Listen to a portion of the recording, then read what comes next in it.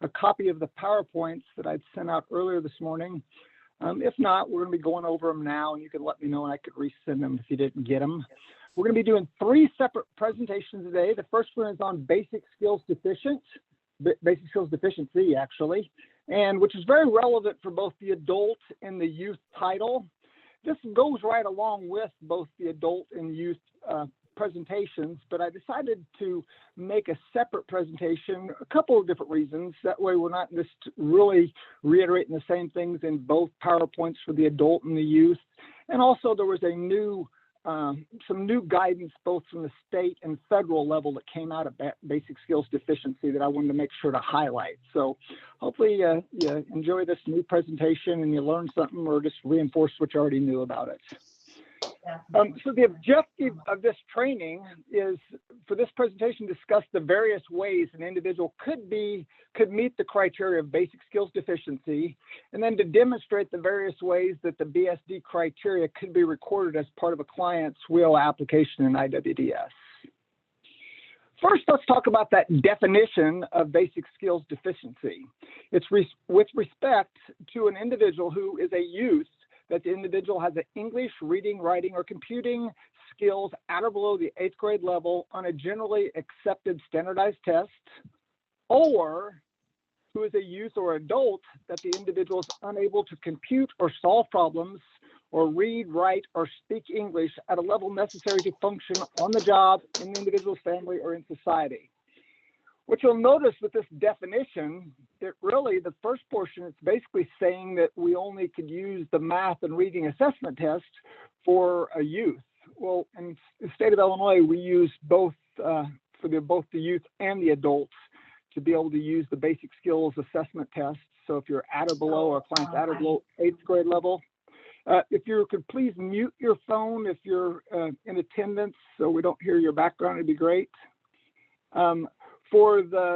For all the titles, that second portion of the definition, you'll see the individual is unable to compute or solve problems or read, write, or speak English at a level necessary to function the job, individual's family, and society. What we've done is we have the new basic skills screening tool that's used to capture that portion of the definition. So under basic skills deficiency, as I mentioned earlier, it's relevant for both the adult and the youth title. For the adult title, if a client is determined basic skills deficient, the client is considered a priority under the adult funding stream.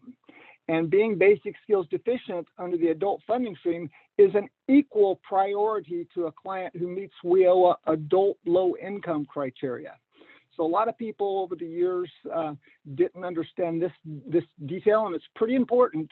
So anybody who meets any of the basic skills deficiency criteria is an equal priority to those who meet low income criteria for the adults. And then under youth titles, it's a barrier to support eligibility under both the in-school youth and the out-of-school youth. So again, for in-school youth, 95% must meet low income and have one barrier. Well, basic skills deficiency is considered one of the barriers. For an out-of-school youth, it's also a barrier. And for the out-of-school youth to use this barrier, you also must meet the low income criteria. And we'll touch on this when we get into the youth presentation. So some of the associated federal guidance, of course, we have the WIOA legislation itself.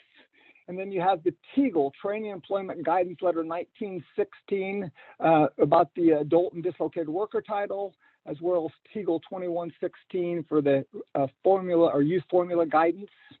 And then the newest TEGL that came out from Department of Labor on the 24th of November, and it's about implementation of priority of service in WIOA for the adult titles, and we'll talk about that also. So under the state guidance that we have, you have the general eligibility, and then you have services priority policy, and then our basic skills deficient change 3 that just came out in December 9th of 2020. And this is the one that I spoke about that was recently updated. So the different ways a client could be determined basic skills deficient. As I mentioned earlier, if an individual scores at or below the 8th grade level on either their math or reading assessment test, they would be determined basic skills deficient. And in that WIOA notice change 3 about BSD, it's got an updated basic skills screening tool. And then lastly, if an individual is assessed as being an English language learner, they could also be determined basic skills deficient. So let's go into this a little more in depth. Some of the important things to understand about the criteria for assessment testing and some internal logic items about IWDS is really important. A client must have their assessment test dated on or prior to whatever your eligibility date and application date is before the internal logic is going to pick up a client as basic skills deficient. So an example, if a client has an application date in IWDS of 12/1/20, but they don't take their assessment tests till a date after that, the system will not determine the client basic skills deficient because it's only going to read tests on or prior to that application date. So here's an example below. So based on internal logic, would the client below be determined basic skills deficient? So some of the things I want you to look at is the application dates, the test dates, and the grade level equivalency. And you'll notice this next slide, the client's application date is 12/01, but their test date was 12/10. So it would not determine this client as basic skills deficient because their test was taken after the application dates. Now here's something you'd want to do. If you update the application dates and the eligibility date to 12/10, it would then get picked up with this exact same test dates. And this slide just goes on to speak about the same thing I just spoke on the last, about the test dates and the application dates. So those are some things you need to consider when you're recording your assessment tests. You have to understand that before the logic within IWDS is going to pick up a client as basic skills deficient based on your tests, it has to be dated on or prior to your application date. Here's another example. Now you'll see this client's app date is 12/10. The test date's 12/10. His GLE is the eighth grade. So this client would get picked up basic skills deficient based on that reading test. So based on test results displayed on the previous slide, the client would be determined basic skills deficient. The client has an 8th grade level on the reading assessment test, and the test was dated on or prior to the client's WIOA application date. So again, key points to understand about basic skills deficient for assessment tests. A client must be determined basic skills deficient with a score at or below 8th grade level on either the math or reading assessment test, as long as the tests are dated on or before the client's application dates. And something else that's important to understand, that for an adult client, valid assessment tests must be dated within 1 year of the application date. And for a youth client, the assessment tests must be dated within 6 months of the application date. Next thing we're going to talk about is on the education status screen. You'll notice that it's gotten down towards the bottom, basic skills deficient, and it's auto-populated. In this case, it was with a yes. How that occurs currently within our logic is based on those assessment tests. So if a client has taken a math or reading assessment test, and the client's at or below 8th grade level on that assessment test, and the application date was on or before the application date, it'll show up as basic skills deficient auto-populated. So this slide just goes on to reiterate about that. So now we're going to talk about the basic skills screening tool. This was listed under the WIOA Notice 19.3.03 and under Change 3. This screening tool has been out there since June of last year, but it got updated based on some feedback on one of the sessions I conducted, reference using a calculator. So we'll touch on that here in a moment when we get to the updated screening tool.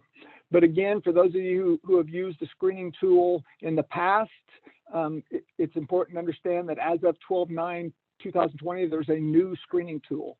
So it's important to make sure you have the most up-to-date version. Throw their arms down and turn around and know exactly what they're Please thinking. mute your phone if you're listening in. I'd appreciate it. This too shall pass. Within the WIOA Notice 1903, the attachment A is that basic skills screening tool. And this is what it looks like. The change that occurred from the previous edition was question number 4. Without the aid of a calculator, can you add, subtract, multiply, and divide with whole numbers up to 3 digits? So before, it didn't have the portion about calculators. So on this, how the basic skills screening tool works, if a client has a no to any of these responses, they're considered basic skills deficient based on the screening tool. So again, question number 1, do you have a high school diploma, general education development certificate, or a high school equivalency program? Now keep in mind, if a client's currently in high school, they would not check yes or no to this question. You'd see the block to the right of it. And the second question, can you follow basic written instructions and diagrams with no help or just a little help? If they answer no to this question, they're considered basic skills deficient. Can you fill out a basic medical forms and job applications? A no, it makes you basic skills deficient. Without that aid of a calculator, can you add, subtract, multiply, and divide with whole numbers up to 3 digits? That's a no, would make client basic skills deficient. Can you do basic tasks on a computer? A no makes the client basic skills deficient. Do you speak and read English well enough to get and keep a job? A no response would make the client basic skills deficient. Something else I want to touch on this basic skills screening tool. This is supposed to be provided to every client prior to him or her completing their assessment tests. So this should be a form that's in your intake package that you're going to go over with the clients that he or she is going to fill out as one of the first portions of their application. So a client, technically, if you think about it, they could score above 8th grade level on both their math and reading and still be determined basic skills screened as basic skills deficient based on the screening tool. Especially with the consideration for computer skills. If you think about it, there's a lot of folks out there that they do well in math and English, but maybe they're not the most computer savvy. So they could, again, be determined basic skills deficient based on question number 5. So any of these questions, if there's a no response, it would make the client basic skills deficient. And on that, the question that's going to correlate basic skills deficiency due to that question, it's on the education status screen. And it's based on a completed basic skills screening tool. Does the client meet basic skills deficient criteria?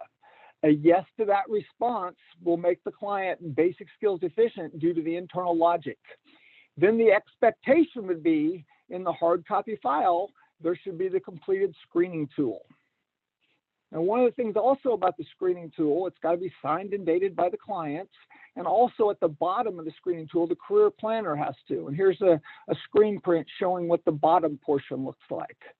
So on this, the career planner is going to use it, and they're going to annotate appropriately if the client is or is not using this to be determined basic skills deficient. So to reiterate, if a client is being determined basic skills deficient due to the basic skills screening tool, the only acceptable documentation to support this criteria is the completed, signed, and dated by both the client and career planner, that basic skills screening tool. So now we have covered how an individual can be determined basic skills deficient due to the assessment testing and utilizing the basic skills screening tool. So one last way an individual could be determined basic skills deficient is if the individual is assessed as an English language learner. First, let's define English language learner, and this is how it's defined in the WIOA legislation. When used with respect to an individual, means an eligible individual who has a limited ability in reading, writing, speaking, or comprehending the English language, and whose native language is a language other than English, or who lives in a family or community environment where a language other than English is the dominant language. So typically somebody would come back with in an in-person training, well, how do we support this? What's our documentation to support it?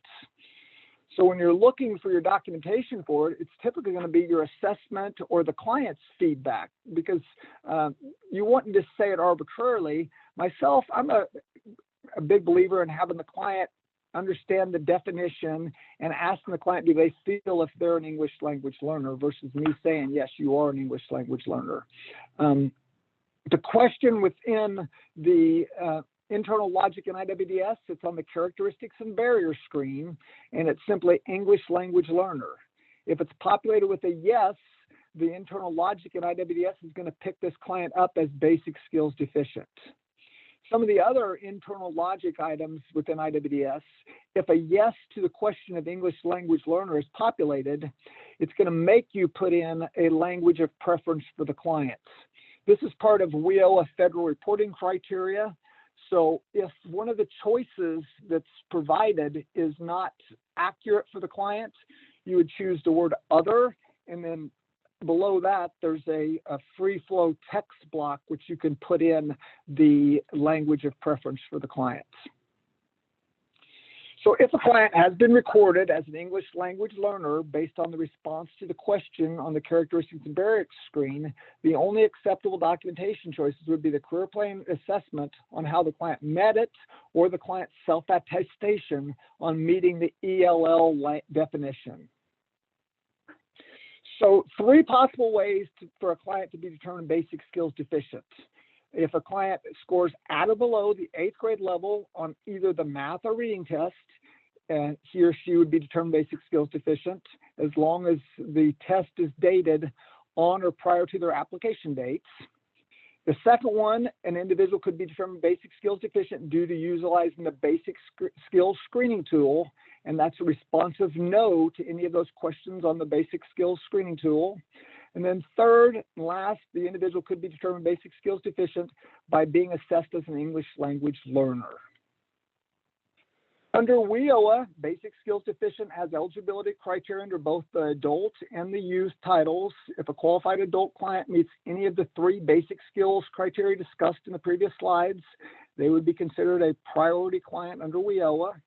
And then under the youth titles, both in school and out of school, meet any of the 3 basic skills deficient criteria is a barrier that is part of youth eligibility criteria. This concludes the block on basic skills deficient. If you have any questions, you can go ahead and reach out to me, but we have time today. So if you have any questions, put it in the chat and we can discuss and answer those questions now while we switch over to the next presentation for the adult title. So Hey, Tanner, Jim. we got any questions? Yep. Yeah, I went in and actually made it so that people would have to ask to unmute themselves because we kept having somebody come in. But there are questions in the chat, but if somebody needs to be unmuted, just please let me know. All right. Thanks, So Tanner. it says, if they answer no to any of the BSD questions, do they still have to take the assessment tests? Yes, yes. It's not a waiver of taking the assessment test by being BSD. Now, do keep in mind, right now, there are restrictions, or not restrictions, the inability or ability of a client not to take it due to the COVID restrictions on mass gatherings. So there's a way to record unable to test. But the only exception where they wouldn't take the test is if they aren't able to actually take the test due to some form of maybe a disability or something. But just by answering yes to, or excuse me, no to those basic skills deficiency tests or screening tools, you're still required to take the math and reading test. Good question, very good question though. The next question is, do customers with bachelor's or higher degrees also have to take the basic skills screening tool? Yes, every client's going to take the basic skills screening tool. Now, you don't have to take your math and reading assessment tests if you have a bachelor's degree, but they should still go ahead and have them fill out that basic skills screening tool. Again, I would highly recommend just putting that as a part of an intake form. Because even though if you think about it, somebody nowadays could have had a bachelor's degree years ago and they could still have computer or lack computer skills. And what we want is people to identify those types of basic skills deficiency when we're coming in our program so we could help them with those deficiencies. So I would just encourage you to use that screening tool as an intake, as part of your intake tools. The next question is,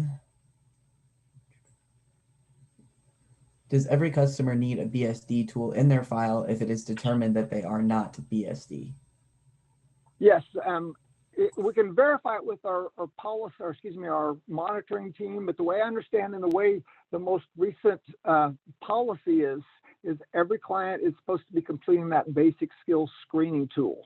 So if every client's supposed to be completing it, that means there should be a copy of that in their file, even if it's not making the client basic skills deficient.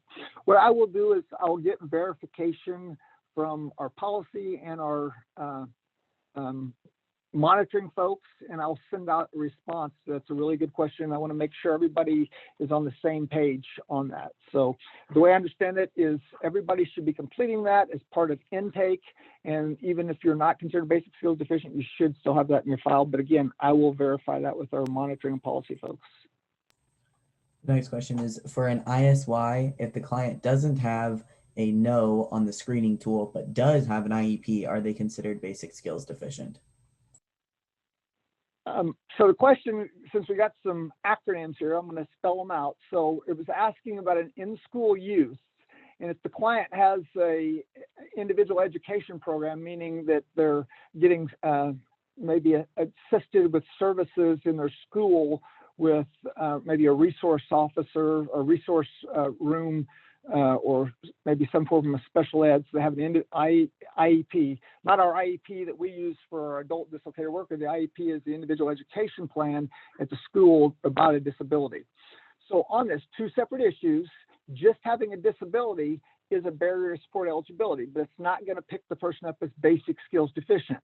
And we always want to record as many barriers as possible for a client. So again, as part of intake, you would have the in-school youth client as well as out-of-school youth and adult and dislocated worker complete that screening tool. And if they have a no to any of those responses, you'd record that appropriately. And then the IEP, the individual education plan from the school about the disability, is a separate barrier. So two separate things. You'd want to record, if appropriate, both barriers. But for an in-school youth, even if they're on IEP, they still should be filling out that basic skills screening tool. Next question is, will we have access to the updated BSD tool? Everybody should have access to the updated BSD. It's part of Commerce Policy, WIOA Notice 19.03. In the next presentation we're going to do on the youth, or the next one's on adult, but the one on youth, there's going to be a link directly to the policies where you can click on and where you can find all the policies. But yeah, you should already have access to it. If not, it should be at your fingertips because it is part of current Commerce Policy. What is an example? What is an example of significant cultural differences? So this is talking about, are we talking about this as the definition for an English language learner, just for context? This person could give me feedback on that.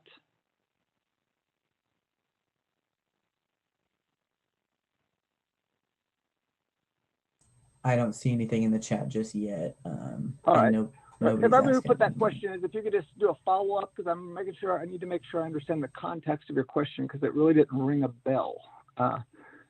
And the only thing I thought was maybe it's speaking about the English language learner definition. Go ahead and go to the next question, Tanner, if there's another one. Okay, the person that asked it just asked if they could be unmuted. So give me just 1 second.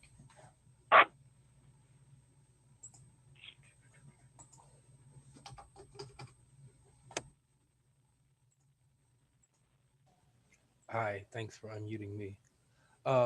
Yeah, I saw a drop-down menu where I guess it was on the intake portion, like you could have all those different options to, the different barriers, and one of the barriers was significant cultural difference, and I just wasn't sure exactly what that meant. Oh, okay, so this wasn't about the basic skills deficiency. No, You're sorry. just talking about it in general at that. Okay, no problem, I appreciate that. Part of, if we could just hold off that question, it really comes up as part of the adults and the youth application. So if I could hold off and let you answer that question when we get to that portion, if it's possible. Does that sound all right? You there? Yeah, that sounds great. That makes perfect sense. Yeah, thanks. Yeah, we'll make sure to address that when I get the adult and youth portion. All right, next question. Do trade customers have to complete the the basic screen tool? The basic, good question. I will defer to the trade Susan Boggs and Sheila Sloan about the requirement for trade folks to complete the basic skills screening tool. What I'll do, I think Sheila's on, at least she had signed up for it, but if not, we will get feedback from Sheila and or Susan and let you know if it's required of the trade folks to complete the basic skills screening tool. Sheila is on. I was going to unmute her so she could answer that.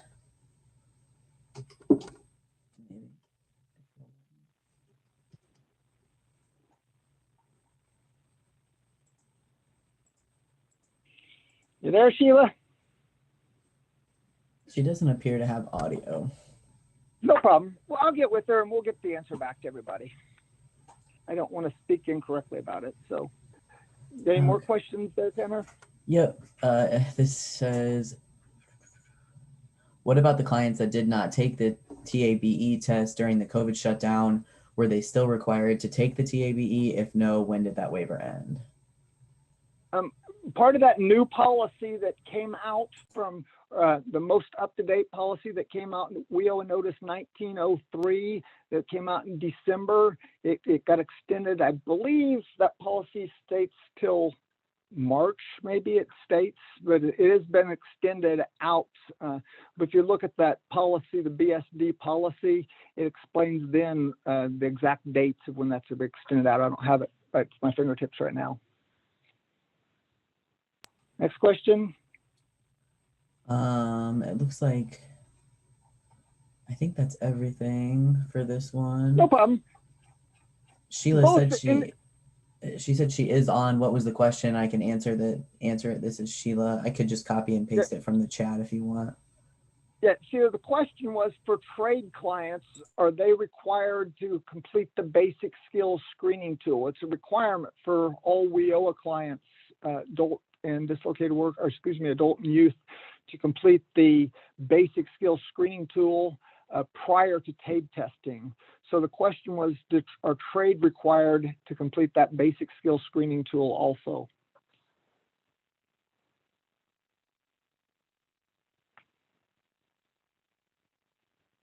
And what we're going to do, if anybody else has any other questions that come up about basic skills deficient, because it is very relevant for both the adult title and the youth title.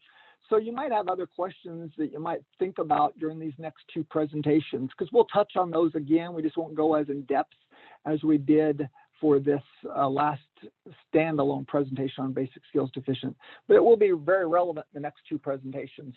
So while we're waiting for Susan, or excuse me, for Sheila, we're going to go ahead and move on to the adult presentation. And again, this is going to be a lot of familiar information because we covered the low income on Thursday the 7th, and then we covered BSD just a few minutes ago. Well, those are the two big priorities. We also on Thursday the 7th, we also covered veterans priority of service, and that's the other big priority under the adult title. So if you think about it for the adult, we've hit on the majority of all the priorities in most of the eligibility criteria, but we're going to reiterate it right now in this presentation, a standalone about WIOA adult eligibility. So as I mentioned earlier, the authorization from WIOA was under the Workforce Innovation and Opportunity Act of 2014. It actually became effective July 1st, 2015. Here is that e-policy manual that I spoke about. So if you don't have any of the current policies, I highly encourage you to cut yourself and paste a copy of this URL down at the bottom on your desktop. And this is a shortcut. You can be a shortcut right to any of the current commerce policies. So anything we're going to reference, you should be able to go right there and find, get to these policies. So the various policies that are relevant for the adult title is the legislation itself. And then, as I mentioned in the last block, the Training and Employment Guidance Letter, TEGL 1916, which is the most current guidance from Department of Labor relative to the adult and dislocated worker. And then TEGL 720, which is a new implementation of priority of service under the WIOA adult title dated November 24th, 2020. And then we have the general eligibility, we have selective service, adult eligibility, low income, service priorities, and then the basic skills deficiency policy that we touched on the last one. So general eligibility and low income. So prior to reviewing this presentation on adult eligibility, it's important that you view and understand the details that were covered in the presentation on general eligibility, as well as low income and basic skills deficient. Under adult eligibility, so the WIOA legislation requires that an adult be 18 years of age or older, be a citizen or non-citizen that's authorized to work in the United States, and then if you're guy, you must meet selective service. We hit in depth about selective service and the requirements for waivers during that presentation on the 7th, last Thursday. So some of the changes from WIA to WIOA for the adult title is there is no longer a sequence of service. Under WIA, how it worked is the client had to have a core service, and then they had to have an intensive service before they could go into training services. Well, under WIOA, we merged core and intensive services that were in WIA into career services under WIOA. And another thing is there's coordination that is allowed with outside agencies to provide comprehensive services. So in a sense, an adult client could enter WIOA and go straight into training services if he or she had already had the career services, such as like an assessment and an individual employment plan completed. However, most often we find that our WIOA service providers, they typically like to do their own assessments and like to do their own individual employment plans. So rarely will we probably find instances where we're going to accept our core partners, and those being like Voc Rehab, the folks at IDS with Wagner Peisner, Adult Ed, that we would just take their individual employment plans and assessments and go straight into training services. We're typically find that most of our WIOA service providers, Title I, like to do those assessments themselves, but you could actually. So under the adult priority, any client who meets low income or any client who is basic skills deficient is a priority. And again, basic skills deficiency could be based on testing or the basic skills screening tool or being an English language learner. So it's important to understand all those details.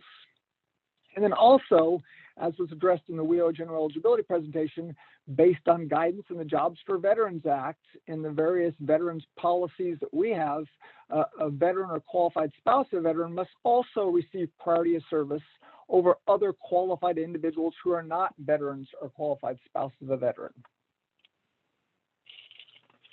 Now, in our Commerce adult priority policy, it's Chapter 5, Section 6. It's called Services Priorities. And in there, it lays out how the how the adult priorities run. So the highest priority of an adult client you could find is a veteran or an eligible spouse of a veteran who's either low income or basic skills deficient or considered an English language learner. The second priority, highest priority for an adult, would be an individual who is not a veteran or a qualified spouse of a veteran, who's either low income or basic skills deficient or English language learner. The third priority is a veteran's or eligible spouse who do not meet WIOA low income criteria and are not basic skills deficient or an English language learner. And then the final category is non-veterans who do not meet WIOA low income or basic skills deficient English language learner criteria. Now, one of the things that the WIOA legislation and DOL guidance does provide each local area to put in their own subset of criteria between 3 and 4. No local area or state can overcome those first 3. Those are set in stone for a priority. You always must follow those, but we could put local policies in between 3 and 4, where the local area could give additional guidance. But other than that, you must always follow those priorities that's outlined in that slide and in Services Priorities 5.6. Now here's some new guidance that came out from DOL in November. It's really important. This new guidance is issuing a threshold for each state, which in turn will be monitored down to each LWIA, to serve at least 75% of their adult population in one or more of the priority groups of low income, basic skills deficient, which includes the English language learner, as well as veterans or qualified spouse. Now, in December, after this policy came out in December, our programmers ran various ad hoc reports by LWIA, and by and large, every LWIA has exceeded 75% of their adult registrants in PY, in program year 19, and from 7/21 to date in PY 20. So we're doing a good job, so we want to keep doing that. And that's, again, making sure that we're serving the adult population who meets these priorities. In this Department of Labor guidance in TEGL 720, it's tracked by exiters. So Department of Labor, when they issue this, they're going to be examining the DOL exiters for this program year to capture a baseline. So this program year goes from 7/1/20 through 6/30/21. So they're going to look at our exiters at the end of the year for the adult population and make sure that we're following a basic skills deficiency and looking at that threshold of 75%. One of the things, if you look into that TEGL, it actually gives latitude down to even 50%, but the ideal is 75% or higher, but there won't be, it doesn't appear that there would be negative consequences if a person's still between 50 and 75. It's if you go below the 50% is when it looks like it would have more issues. So for the state of Illinois, by and large, every LWIA is doing an exceptional job of making sure that their adult priorities clients of being either low income, basic skills deficient, or veterans priority is being met. So just continue doing that, and there shouldn't be an issue with this latest requirement that's been issued by Department of Labor. So some of the things, there's going to be a new report, or there is a new report in IWDS. It's called Non-Priority 1A Adult Reports. This report will allow each LWIA, and actually our monitors, the ability to run a report for a given period that identifies clients who are currently being served under the adult funding stream that had not met any of the WIOA adult priorities. So the next screen gives you an example. It's just non-priority 1A adults. You could put in the LWIA and a registration date from and to. And again, the report is designed to identify Title 1A registrants who do not qualify under any of the WIOA adult priorities of low income, basic skills deficient, or veterans priority of service. And the potential use of monitor the number of 1A registrants that do not meet any of the WIOA adult priorities. So here's an example of the report being ran out of our training testing IWDS. And it showed here for the LWIA 20, and again, this is mock data, this isn't real data. It showed that there were 2 clients that did not meet the adult priority.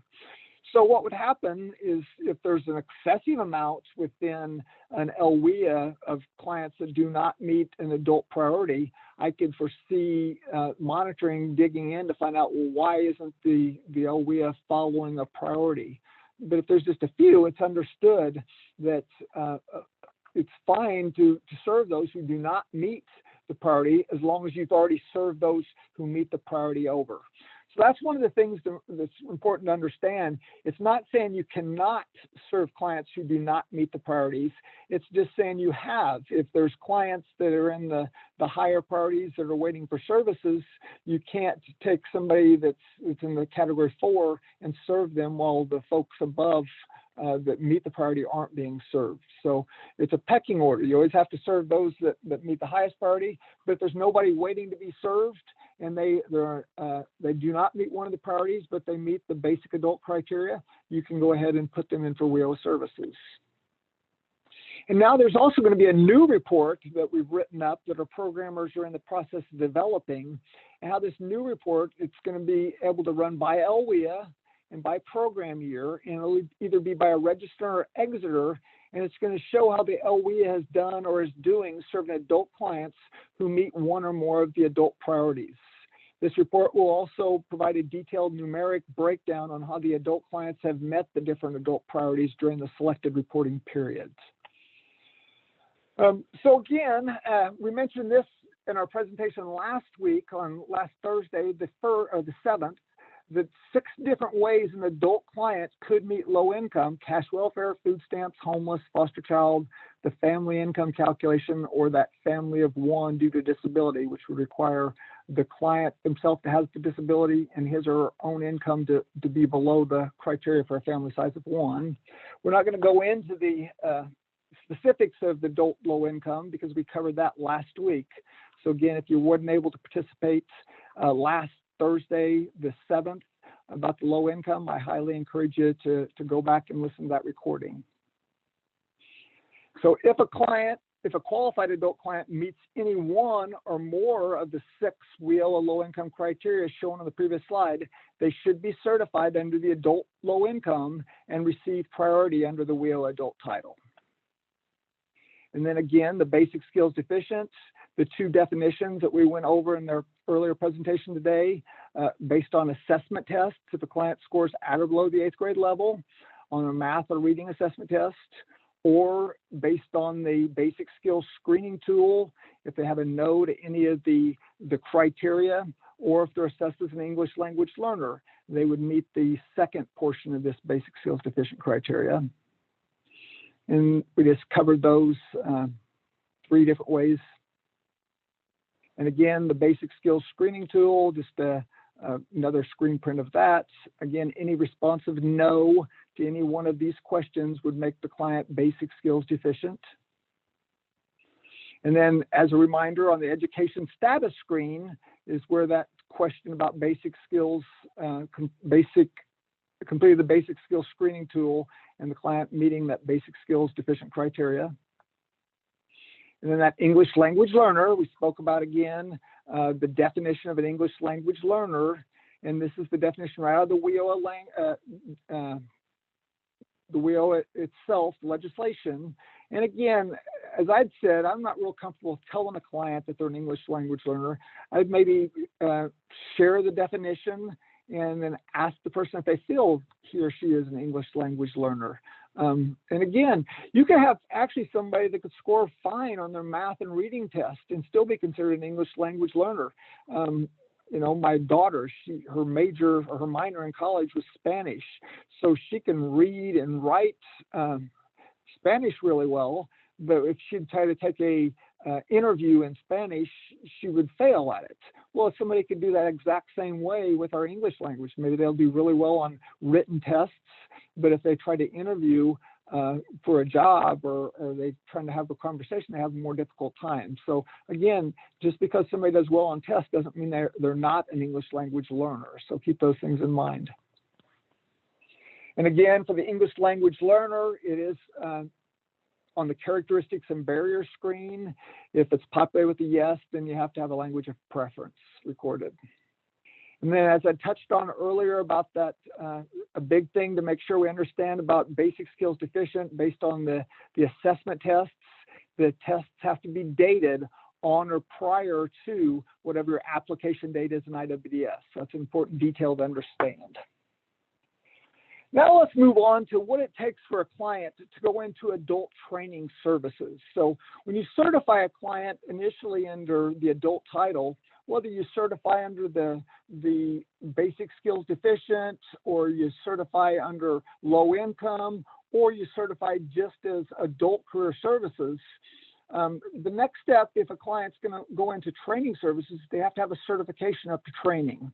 And in order to get a certification up to training, there must be a documented assessment completed, and then there must be an individual employment plan completed on the adult clients. And now the IEP, the individual employment plan, it's developed by the participant and the career planner to identify the participant's employment goal, the appropriate achievement objectives, and the appropriate combination of services for the participant to achieve the employment goal, including providing information on eligible providers of training services and the career pathways to attain career objectives. So your IEP regardless of the client, is always going to have an overall goal of full-time self-sustaining employment, and with more details of specifically what the client type of employments. And then it needs to break down the different types of objectives underneath the employment goal. And then it would have the services that are going to be needed to reach the objective and reach the goal. So that's every IEP needs to have those same components, regardless of what document you're using to record your IEP.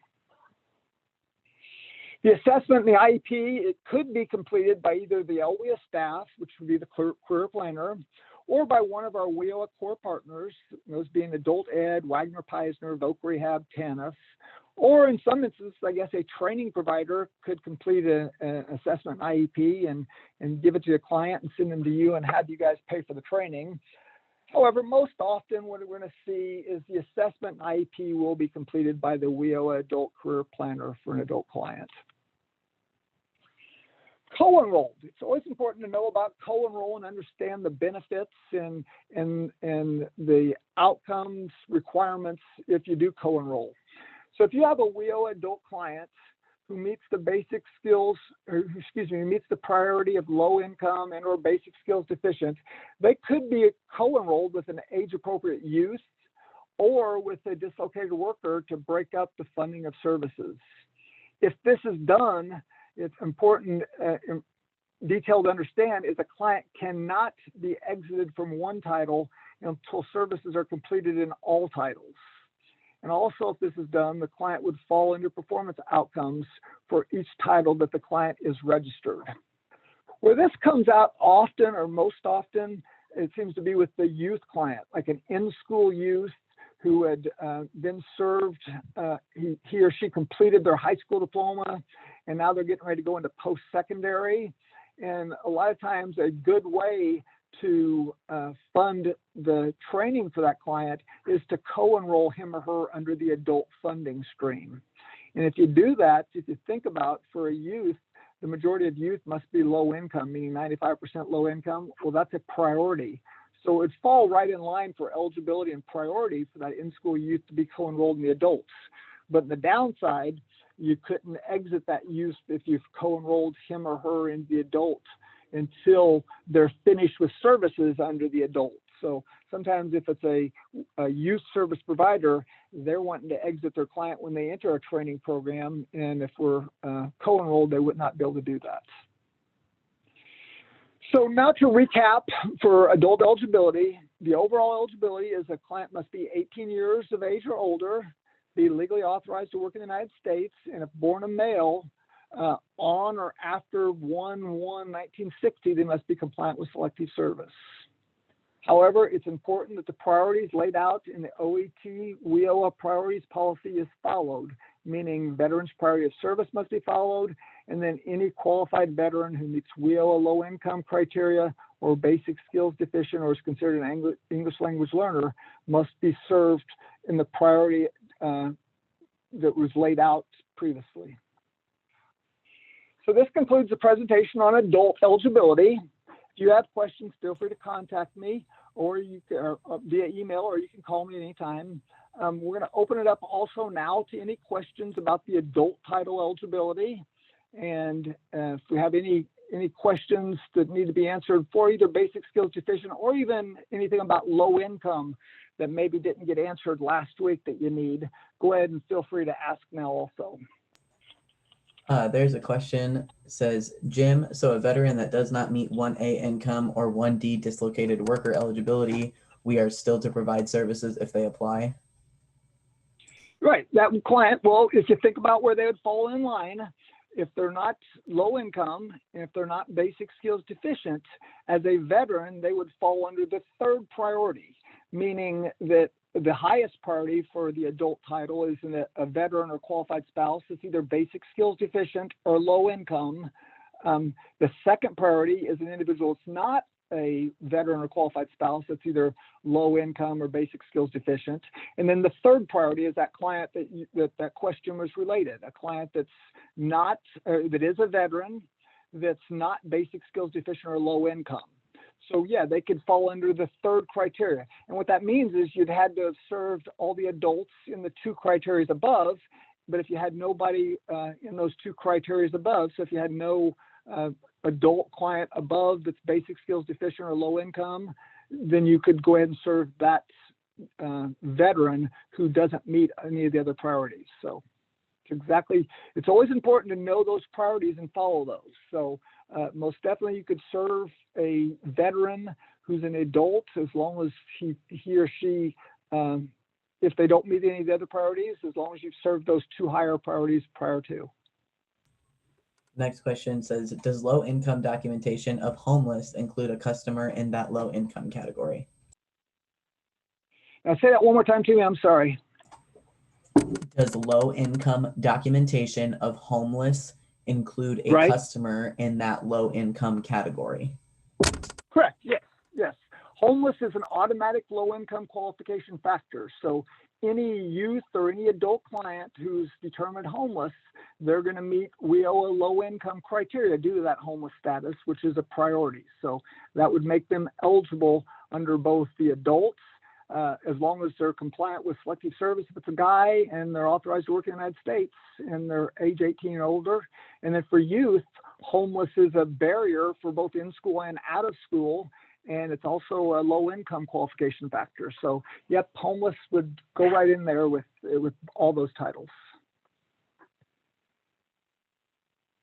Any other questions, Tanner? Looks like there's just one more. From last week's training, would you re-explain the eligibility process for approving a youth attending a school that is currently considered school-wide free lunch? Sure, it's a good question to reiterate. So for a school that's free or reduced price lunch for every student, the only way you could use that criteria for low income is if you have specific documentation that mentions that client by name. So I'm going to regress way back to school, and my name, I'm Jim Potts, and my school is receiving free or reduced price lunch. The documentation, if I was your client, would need to say my name, Jim Potts, receives free or reduced price lunch. Sometimes schools have been reluctant because they thought that, hey, we're signaling out client or an individual. We don't want to do that. We want to be, we don't want to make somebody feel bad because they're in free or reduced price lunch. That's why we had the whole school. Well, if you can't get the school to give it by name, then you have to find another way to make him or her low income. So what most of the documentation, what I've heard a lot now is maybe it'll say something along the lines of Jim Potts, just like all the other students at District 186, receives free and reduced price lunch. But as long as it's got the client by name, you can utilize it. If the school will not give it by name, then you're not able to. All right, now let's move on to our youth eligibility. For the youth eligibility, you have the WIOA guidance that was back in 14, and you have the WIOA Teagle 2116. Then you have the Commerce Policy Manual that I discussed earlier, and then the various youth policies: general eligibility, selective service, general youth, out of school, in school, low income, and basic skills deficient. Again, the general eligibility and low income was presented last week on Thursday, and then basic skills deficient earlier today. General eligibility, again, be a citizen or non-citizen authorized to work, and for guys, got to meet selective service. One of the things about the WIOA legislation, it broke out separate eligibility for in-school versus out of school. That was different from how WIOA was. The school status is determined at time of application, not what you're going to put the client in. So at time of application, one of the things that Teagle 2116, the youth guidance, made sure to explain is that WIOA clients that are participating in adult ed under Title II, youth bill programs, Job Corps, high school equivalency programs, and dropout re-engagement programs are not to be considered schools for the purpose of determining in-school status. The exception on this is schools or youth attending high school equivalency programs, including those considered to be dropout re-engagement programs funded through traditional K through 12 school systems that are classified by the school system as still enrolled in school. Now, the important thing to understand about this last paragraph is if a client still falls under the adult education under Title II for this WIOA program, they would still be considered out of school. And I'll give you a real good example here locally in Springfield. District 186 has a program called Lawrence Adults, and it's an alternative high school. And they are participants with adult ed. And even though it's funded through District 186, the local school district, since they are a partner with adult ed under Title II, it would be considered out of school youth still. So determining in-school status, how it works within IWDS, the logic in IWDS, it's based on one question, attending school. If it's answered with a yes, the internal logic's going to make the client an in-school youth. If it's answered with no, the client's going to be considered out of school youth. So again, this is on the education status screen, the question attending school. Yes makes the client in school, no makes the client out of school. That's the entire logic within it. So it's really important to understand that detail. Again, to reiterate that attending any adult education or youth build or job corps, you would always want to make sure that question's no if the client is participating in one of those programs to signify them correctly as an out-of-school youth. Now, in our commerce policies, there's a overall general eligibility for youth, and then there's a separate in-school youth policy and an out-of-school youth policy. For in-school youth, age 14 to 21, and attending school as defined by state law. What you're going to find is most local areas are not serving in-school youth until they at least hit 16. If you would bring an in-school youth in at 14, you could not exit him or her until they obtain their high school diploma. And think about the changes between age 14 and 18. And you'd be on the hook to keep that client engaged for all those years. So most in-school youth providers are not bringing folks in until after the age of up to the age of 16 versus the 14, which is in legislation. In the in-school youth, the requirements, 95% must be low income and then have one or more of the barriers. So we covered the low income last week on Thursday, so we're not going to go deep into that this time, but you need to understand for in-school youth, 95% must meet the low income criteria and then have one or more of the barriers we're going to speak about in the next slides. So the barriers are basic skills deficient, English language learner, offender, homeless, runaway, foster child or aged out, pregnant or parenting, having a disability, or number 9, an individual requiring assistance to enter or complete an education program or secure or hold employment. So the important thing to know about barrier number 9, that's based on local policy. You guys, each local area has to have their own policy that lists the criteria under 9. The state does not give that criteria. It's all based on local policy. That definition of basic skills deficient, we hit on that pretty well already this morning. We touched on this slide already, the different ways somebody can be basic skills deficient. We touched on these testing dates. It's important to know the test dates for basic skills deficient. We covered the basic skills screening tool this morning earlier. We spoke about how that screening tool, the question relevant to that is on the education status screen. We touched on what the English language learner definition is. We touched on how that's recorded on the characteristics and barriers screen already. One of the things that's important to understand about youth, the offender barrier. And here's the definition: an adult or youth who is or has been subject to any stage of the criminal justice process for whom services under this act may be beneficial, or who requires assistance in overcoming artificial barriers to employment resulting from a record of an arrest or conviction. You notice that definition is pretty broad.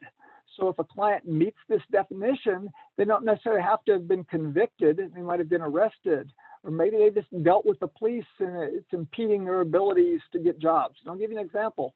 Let's say somebody had been arrested one time for drugs, but he or she was never convicted, but in the area they're known as a drug dealer.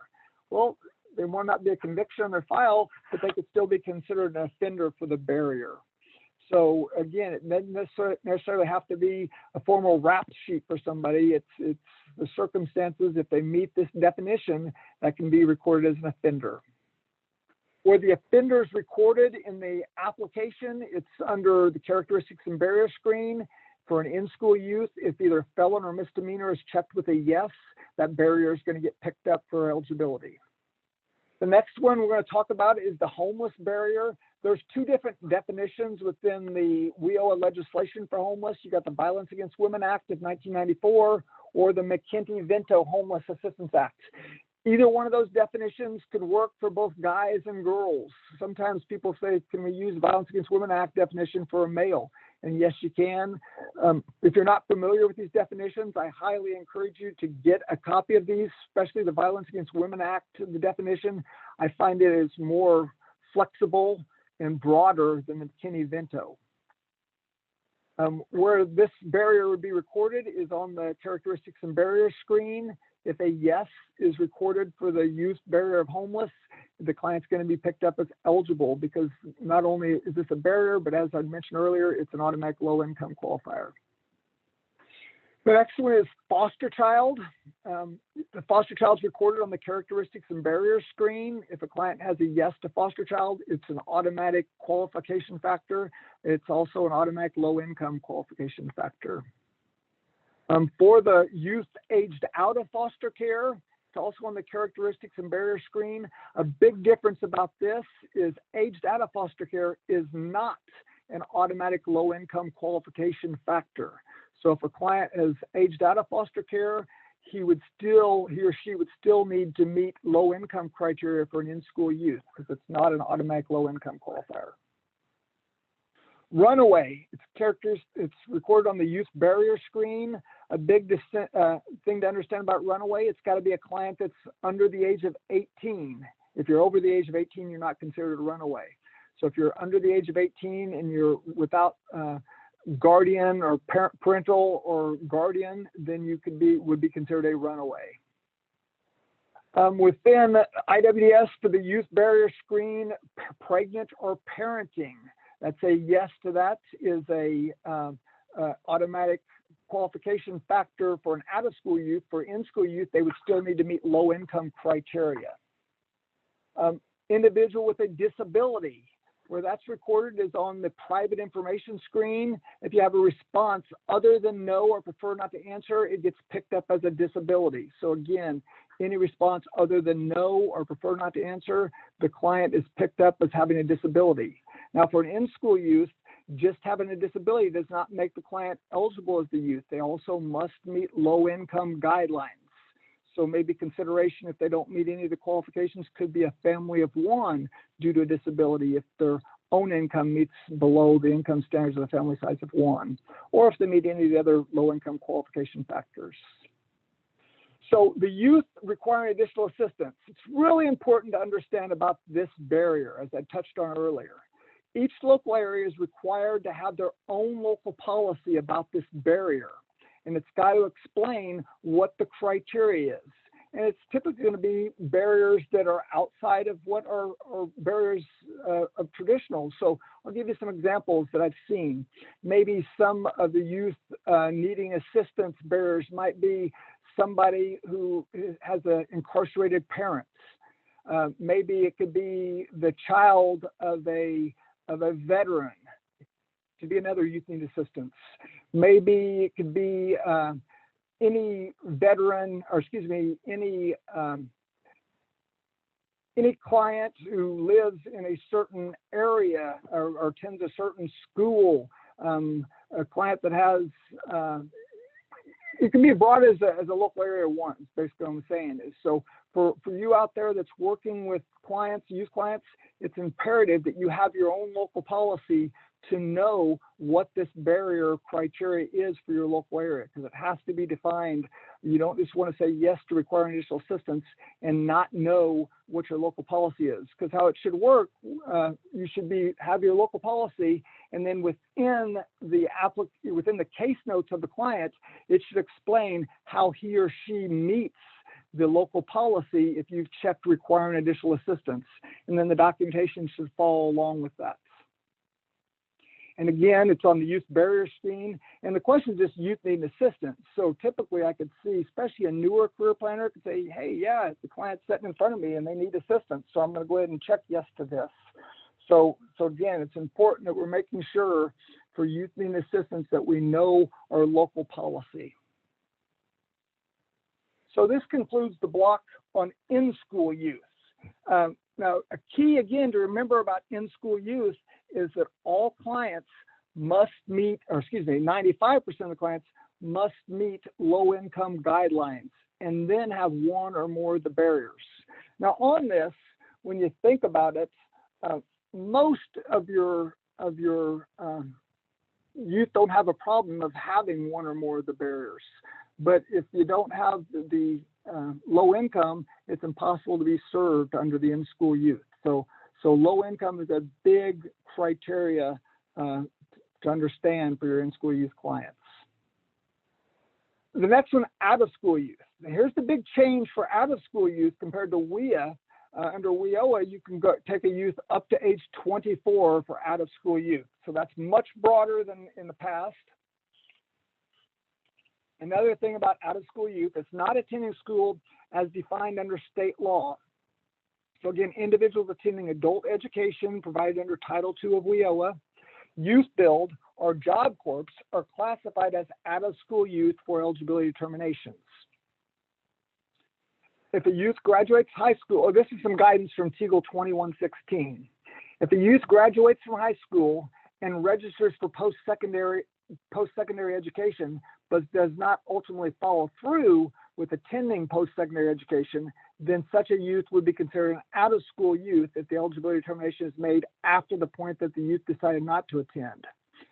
And another point that they put in Teagle 2116 is if a youth is only enrolled in non-credit bearing post-secondary classes, they would not be considered attending post-secondary school and therefore be an out-of-school youth. So important thing to understand about this is for those youth who graduate high school, let's say I'm a youth and I graduate high school June 10th, and if I sign up for post-secondary education in credit-bearing classes and I apply for WIOA between the time I've graduated high school and even started post-secondary, I would be considered an in-school youth. If I've graduated high school and I'm thinking about signing up for post-secondary, thinking about signing up for college, but I haven't done that, I'd be considered out-of-school youth. So these are some little details that's important to understand when you start getting towards the latter part of a school year. I guess it could go right along the lines of right now even. You know, people are between semesters. So for a youth client who completed his or her semester in December of college, and now they're not going back to post-secondary, they haven't registered for colleges now, they would be considered out-of-school youth. Or if they have signed up for the post-secondary, they would be considered in-school youth. So some little details to make sure we're understanding. One of the big things also to understand from out-of-school youth, difference from in-school youth, is youth with the following barriers are not required to meet WIOA low-income criteria. So if a client's a dropout, now again, this being a dropout is talking about dropping out of high school, not college. If it's dropped out of college, it's not a barrier to support eligibility. It's school dropout is for high school. The second barrier, within the age of compulsory attendance, but has not attended school for at least the most recent complete school year quarter. What this is talking about is some school districts, they do not consider a person a dropout until the end of a school year. So let's say I'm your client and in September I started high school and in October I just stopped going. Well, if my school district would not consider me a dropout, as long as I haven't went to school for one complete school quarter, then I could be meet this barrier here within the age of compulsory attendance but has not attended school. So really the gist of it is a person's old enough to drop out of school, they haven't attended school in the most recent quarter, but the school doesn't consider them a dropout. That's where number 2 comes into play. Number 3, subject to juvenile adult justice system. What this is the same barrier as offender for an in-school. It's the same definition, but in the WIOA legislation, they called for the out-of-school subject to juvenile adult justice system, where the in-school they use the barrier offender. But in the guidance within TEGL 2116, what they did is they basically said it's the same definition. And we'll cover this in a little bit more detail in a moment. Homeless, we touched on that. If the client's homeless, he or she is considered automatic low income, even though I say you don't need to meet low income because it is a factor of low income also. Runaway, again, runaway is under the age of 18, but it's a barrier for out of school youth. Foster child or aged out of foster child, pregnant or parenting, or having a disability. So any of these clients are not required to meet low income criteria for an out of school youth. Now, here's one of the things. If one of your out of school youth do in fact meet low income, let's say they're a dropout and they're part of a family that's on food stamps, I still highly encourage you to record that. And the reason why, it gives your when somebody's looking at a snapshot of your clients, it gives a true showing of all the barriers this client has. So even though you're not required to have it for eligibility, is the client more difficult to serve if he or she meets low income guidelines and is a dropout as compared to somebody that isn't annotated as a low income as a dropout? So if a client meets the criteria of any low income, I still highly encourage you to record it, even though it's not required, as long as you do have the documentation to support that. Now, high school dropout, we touched on this. This barrier can only be used for an individual who drops out of high school and has not gone back to school. If they dropped out but went back and obtained their GED, they are not considered a dropout under WIOA. Within IWDS, it's on the education and status screen within the application. The question, if the high school dropout is answered with a yes, it would meet the criteria for an out-of-school youth barrier of dropout. So again, the education status screen towards the bottom, high school dropout, if you record a yes, that's going to be the barrier that's going to get picked up for your eligibility. Not attending high school in the quarter. In some instances, high schools might not consider that individual a dropout until the end of the school year, which they're touched on. Where that question comes up is on the youth barrier screen within age of compulsory attendance, but has not attended school. If it's populated with a yes response, the client's going to have that barrier annotated on his or her application. Subject to juvenile adult justice system. Under the WIOA legislation, the in-school youth, there's that barrier of offender. Or for the out-of-school youth, they call it subject to juvenile adult justice system. As I mentioned earlier, in TEGL 2116, the guidance from Department of Labor was it's the same barrier as offender. So on this, the definition for offender is who is or has been subject to any stage of the criminal justice process for whom services under this act may be beneficial, or who requires assistance in overcoming artificial barriers to employment resulting from a record of arrest or conviction. Where that question is on the youth barrier screen, subject to juvenile adult justice system.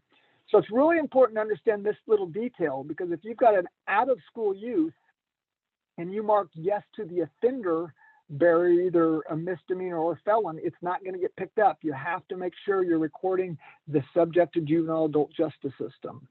So it's important detail to understand. Now, out-of-school youth barriers. So for the other out-of-school youth barriers that do not require low income, homeless, runaway, foster, aged out of foster, pregnant or parenting, individual with disability, we showed in earlier portion of in-school, we showed where those are on the application within IWDS. One of the things about pregnant or parenting, it can, a male cannot be pregnant. So if I had a female girlfriend pregnant, I couldn't use that as a barrier to support my eligibility. Once the child is born, I could be a parent, but I cannot be pregnant if I'm a male. And that's reiterated in the TEGL 2116 guidance from Department of Labor. For an out-of-school youth, now if an out-of-school youth did not meet any of the previously addressed barriers, there are two other possible barriers for out-of-school youth. But in both cases, it requires the client to meet the WIOA low-income criteria for the barrier.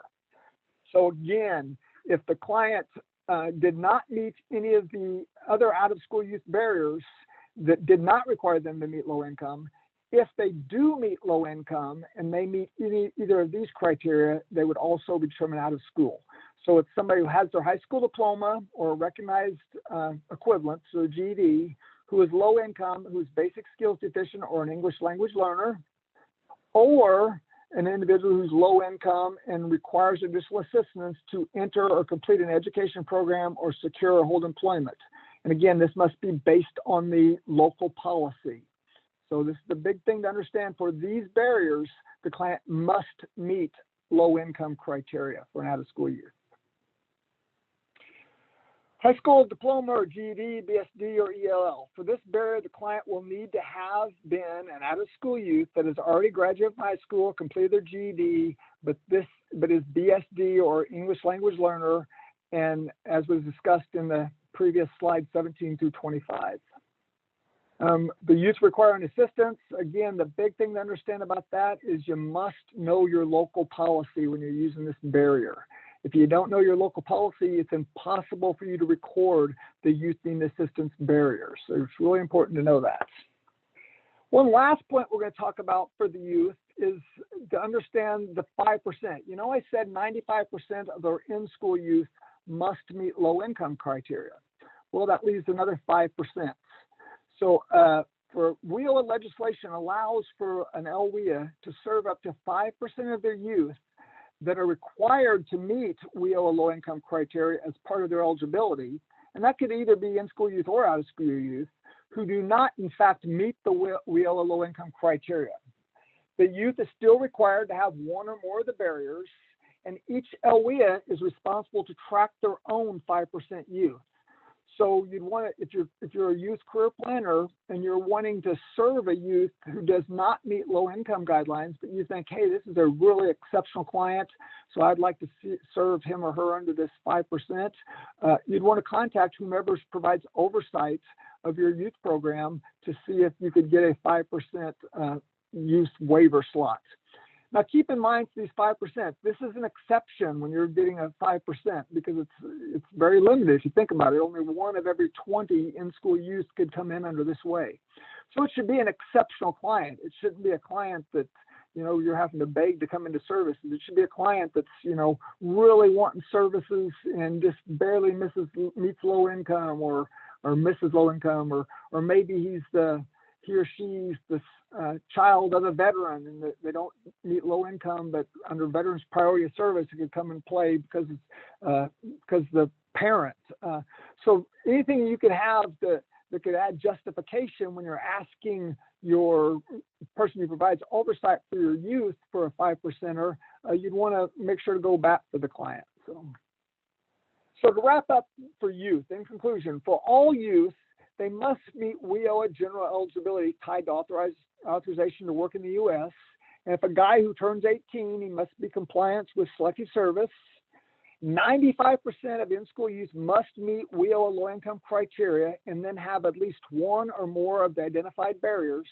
And again, the more barriers you record for youth, it's the better, because when your local area goes in for negotiations for performance outcomes for your youth, if your local area, let's say on average has, let's say 3.2 barriers for each of your youth, and 80% of both in-school and out-of-school are low income, as compared to maybe another local area that averages 1.3 barriers and 50% of their in-school, out-of-school youth are low income, who's serving the more tough to serve client base? So again, you want to make sure to record all possible barriers that a youth client has, just to make sure you get a well-rounded picture of the true barriers you're dealing with for your youth clients. So for out-of-school youth, most clients are not required to meet low-income criteria unless their only barriers are tied to a high school graduate who's basic skills deficient or an English language learner, or if the youth need assistance barrier is the only barrier used. But again, I encourage you, if they do meet low income for the out-of-school youth, even though you're not required for the majority of those barriers, I would still recommend you recording that if you have that documentation.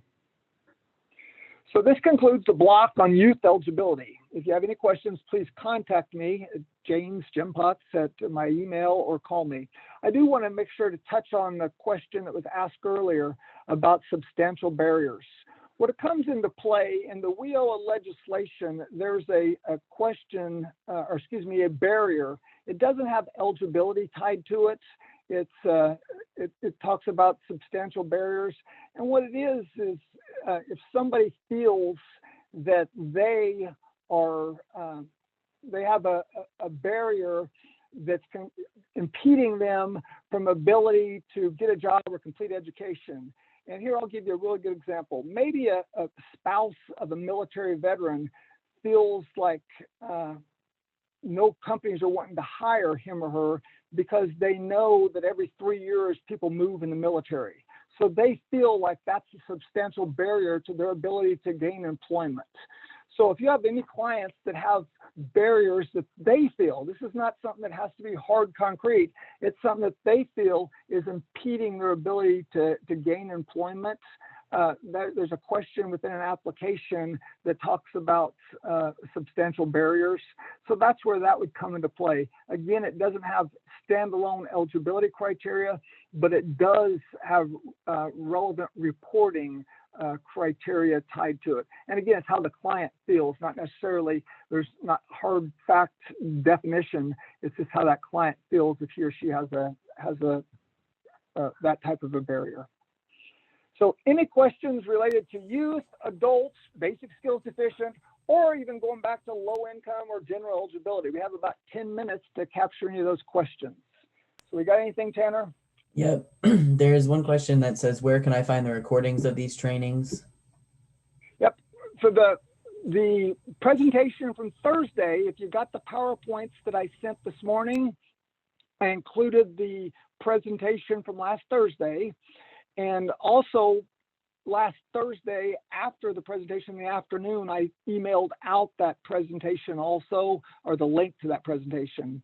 And for today's, if you weren't able to participate in all of, if you didn't get here in time to do the basic skills deficient or the adults, as soon as the folks who are nice, kind enough to, with WorkNet to send me the link to it, I'll be sending it out also. So you should already have the one if you were on the emails from me this morning, and then this afternoon you'll get the one from today's presentations.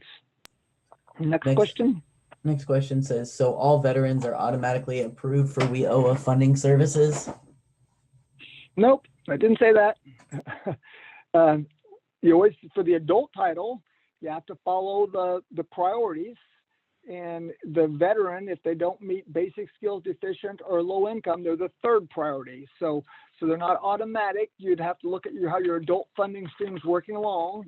And for the adult or for the youth, being a veteran is not a barrier to support any eligibility at all. So youth's not automatic, but they would be the third priority under the adult funding stream. Next question says, can you remind us if the youth is taking courses below college level, still considered out of school, correct? Okay, so youth is taking, and what I think, just to clarify, below college level, they're talking about like, let's say I had taken my placement test, and it stated my placement test to college that I had to take remedial math and remedial English. And those aren't considered college courses because I have to be able to do that level work before I can actually get up to math. So if their only classes are those remedial classes, then they would not be considered to be in school in post-secondary education. That's correct. But here's the kicker. A lot of times maybe that client might be taking either a remedial math and a remedial English, but at the same time, maybe he or she is taking a class that does give credit hours.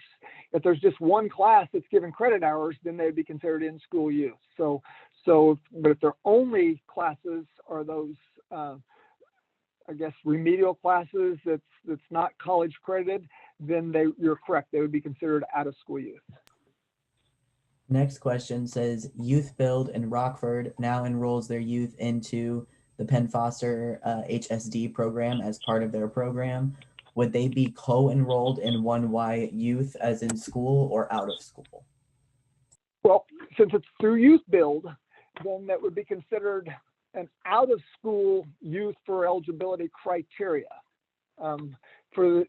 I don't know all the details of the other things that you'd mentioned. So if you want to send me those details outside it, but and I'll give you an example. Let's say, because again, I don't understand all those details, but if a youth build has a program where they're putting the client in Lincoln Land here in Springfield, and the client's attending Lincoln Land through youth build, and they're trying to also get co-enrolled, well, then they'd be considered in school because they're attending class out here at Lincoln Land, which is the local community college. So if it's just youth build alone and it's not correlated with a post-secondary, then they'd be considered out-of-school youth for it. But since I don't know all those different acronyms, if you want to send it to me separate, I'd be glad to give specific guidance. Next question says, if a youth has been arrested but not convicted, how do we prove that only the arrest has occurred? Yep. Documentation. If you remember back, for those of you who participated last Thursday, under the general eligibility, attachment A to the policy is all the acceptable documentation choices. If you look in the attachment A, which is the different acceptable documentation choices for an offender, you can use a client's attestation as the documentation to support it. Because a lot of times, if you think about it, if there's no formal documentation, like if the client was never convicted or anything, there might not be any other documentation. So that's when we'd want to make sure we're using the client's attestation on that. So again, if there's no formal documentation for it, then you could have the client attest to his or her circumstances for that barrier. The next question, it's kind of two together, but it makes sense that they go together. It says, is there any way around the needed parental consent for a homeless youth? And the next part is, so a runaway under 18 does not need parental consent?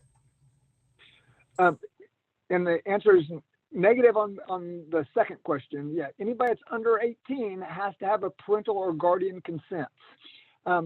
If there is guidance that allows us to have alternative people sign, maybe a brother or sister when there's no parental guardian available, maybe school officials, maybe clergymen. So we'd have to look at the circumstances of the case. But when somebody's under 18, unless they've been emancipated, they have to have somebody that's signing, because you got a client that's below legal age. So it is a kind of a tricky thing when you think about it. And go right along with it, all of our WIOA service providers, you're considered mandatory reporting officials. So if a client comes into your office and he or she's under age 18 with no parental or guardian, you have a requirement to notify a proper authority. So it's kind of weird that we can put them in our WIOA program, but we require parental consent when they're under age 18. It's a runaway, but it's a slippery slope, because God forbid something happens to a kid and it's known he or she came into our office and they were 16 and we didn't follow some steps that we need to. So you still have to have parental or guardian consent. We do have steps that you can have alternatives, like I mentioned, relatives or clergy or school officials. But if you have a specific case on that and you want to send it to me, I'll be glad to answer it and make sure our policy folks are in the same loop. Next question. Could you explain how an in-school youth, if youth does not meet the low income eligibility, could still be certified under the 5%? Yep. So on that, so you got a youth who's in school, he or she has at least one or more of the regular barriers, they just don't meet low income criteria. Well, the steps you'd want to follow is you'd contact whomever at your agency provides oversight of the youth program and ask about using one of the 5% slots. And then whatever your the procedure that your local area has for divvying out those 5%, that's what would be determined. It's nothing Commerce would determine. It would be more of your local area. They have the latitude. Now, some local areas, they don't even use that 5% at all. It's not required for them to use it. It's available. But if it was me, if I had a client that I considered an exceptional client, I would go to bat for him and say, hey, this is and have my ducks in line. Hey, this client would be great because of this. And he or she doesn't meet low income, but they have all these other things that I think that could really be important for us to serve him or her. So again, this is stuff that your local area would have to decide who got approved or not, but that's the steps you'd want to follow. Next question is, will there be an IWDS report listing those who fall under the requires additional assistance? I don't think there's any report now. So I think what you're asking about is, could there be an IWDS report of youth whose barrier requires additional assistance? Is that accurate? Since there's not a current report, you're asking, could we have a report about youth using that barrier? Whoever who wrote that question, if they could just clarify if that's what they'd like to see. And while we're waiting for them to answer, if you have any other questions, Tanner? Yep. Let's see. If a student has left school and is 17 years old, can they use an applicant statement to prove dropout status? What is the age of compulsory school attendance, 16 or 17? Well, for the first question is, yes, you can use a applicant statement for dropouts. And the age of compulsory attendance, it's whatever the age in the state of Illinois is to be legally able to drop out. So that barrier really works is, or your legal age to drop out. So whatever the legal age in Illinois is to drop out of school, that would be the age of compulsory attendance. Now here's the weird thing. For the barrier of dropout, we can have a self-attestation. For the barrier of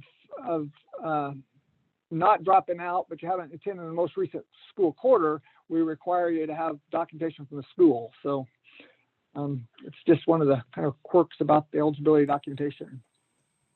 The Next person question. that asked the previous question clarified, yes, that is what they meant. Okay, perfect. Any other questions? Yep, there is the 5% youth based on the number of youth enrolled in a program year? If the youth participates for more than one program year, does that youth count in the 5% each year? Right, it's going to be counted, and it is getting those types of math questions. It's going to be considered at the time. So if your program, who's monitoring, you're tracking those, they're going to be looking at the registrants at the time and is the 5%. So it's going to be a fluid approach to it if you think about it, because at the beginning of a program year, you'd have 0 people in. So it's a fluid that has to be tracked. So it's not always always known that we got 100 people and 5 could be low income or 5 could be non-low income. So it's going to be a numbers game that kind of adjusts depending on what's going on with your current population.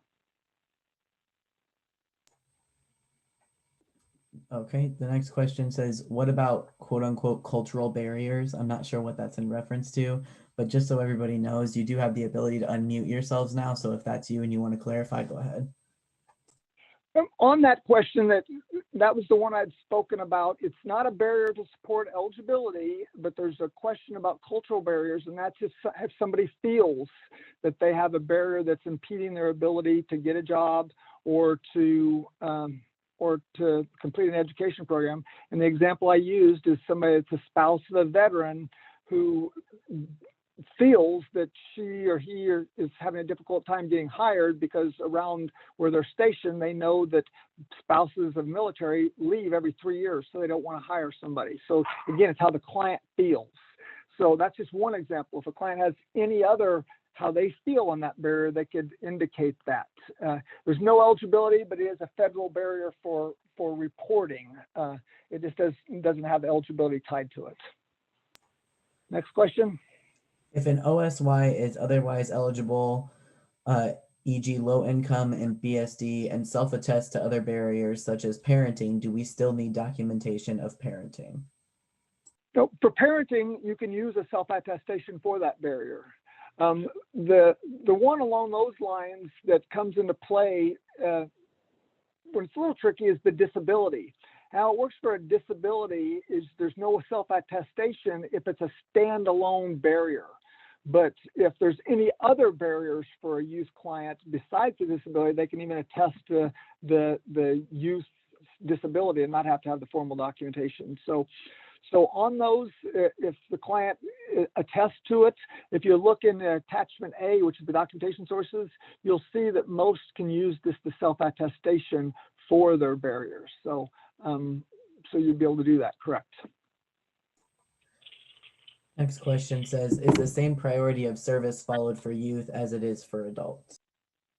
Nope, because there is no, the youth has standalone eligibility criteria. So as long as the client meets those eligibilities, they would have the, they'd meet eligibility. Where the adults, the standalone eligibility is just age 18, compliant with selective service and authorized to work in the United States. That's the eligibility. So it needs the priorities to give more clarification on who we should serve under the adult population. The only exception I could say for this youth is if you're trying to shoot for a 5% client, I think that you could go to bat more if a youth has more of the barriers, but they don't meet low income. And as I mentioned earlier, like if the kid was a kid of somebody that's in the military, or the kid got out of the military, even though it's not a standalone criteria, if you're a veteran, if we're going to do a 5%er, a veteran seems to be a client that would be in the high pecking order for that. So again, there's no priority laid out for like the adult for the youth, but if you have to do a 5%, you can utilize those criterias when you're going to bat for the client. Next question. The last question says, will you have a meeting on MSG/skills gain goals? We have them periodically. I'm going to look, and I don't think I can do it on Wednesday, but maybe I'll kind of look at the timing and see if I can do something with measurable skill gains on Wednesdays. Wednesday, it's on dislocated worker and on follow-up, and it's going to hit the new follow-up. And I'll kind of look at the timing and see if I can maybe do something on MSG, but there's nothing right now planned. But I do know our folks with the policy side of the house, or excuse me, the performance side of the house, are looking to do some similar things that what we've done here. So I'll make sure to let Mark Burgess and Paula Berry with our performance team know that there's interest in having these similar type around performance as well as the MSG. Any other questions, or is that it? That is it. All right. Thanks, everybody, for your time. Again, I'll be sending out the link to this presentation once I get it back from our great partners out at WorkNet. And have a great day. And again, Wednesday, the 13th, is going to be the final presentation. It's on dislocated worker and on follow-up services. Possibly Thank you, Jim. No problem at all. Have a great day, guys. You too, buddy. Stay safe. Thank you. Bye-bye. Bye-bye. Bye. Thank you.